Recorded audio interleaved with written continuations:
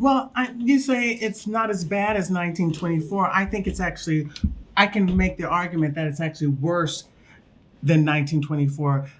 In Los Angeles, Black Americans are 40% of the homeless. This is absurd when you have tens of, and it's been going, this mass immigration slash illegal aliens have been going on since the 1965 Immigration Act, but it got really heavy in the 1980s and 1990s. But the history, I want to go back to the history because this history is so important. And this is why I make the position, this is why I've devoted myself to Black America for immigration reform, because I believe this history, many Black Americans need to know this history.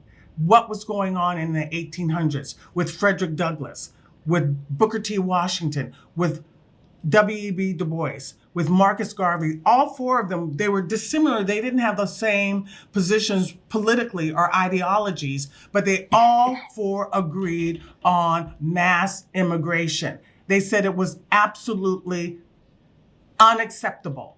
And so we fast forward to today, we don't only have mass immigration because America accepts more legal immigrants per year, at least 1 million, than any other country. So that's mass immigration. But now we have illegal aliens, okay? So and this is completely unacceptable. And if you are for illegal aliens, which we can't even use that term, says the political left, because it's not politically correct. And I want to say political correctness has destroyed Black America and has destroyed America. We must speak the truth.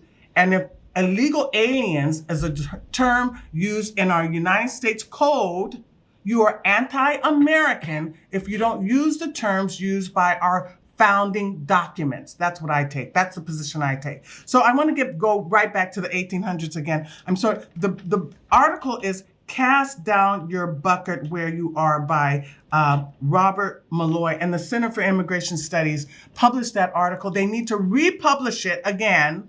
So Black America, I want to, all the listeners out there, I want to encourage you to read that article. You can read the actual words by Frederick Douglass, by Booker T. Washington, by Marcus Garvey. You can read their actual words. Also, Black publications, Black articles, newspaper articles, Black intellectuals said mass immigration is unacceptable. This was in the 1800s. I don't know why the political left, the Democratic Party, denies this history. I don't know why they deny it. Why are they harming Black Americans? If you're pro-illegal aliens, you're anti-Black American. That's the position I take. That's the position that we take at BAIR. If you're pro-illegal aliens, you're anti-Black American. We are Black Americans. We have been in this country. Our ancestors have been in this country since its founding. When identity politics has failed, however, Black Americans and white Americans matter. Why? Because we've both been in this country since its founding. So what happens to each group matters. Every other group has come relatively recently since the 1965 Immigration Act. They're relatively new to America. But there's no way that Black Americans and white Americans should be decimated or dissolved or in any way,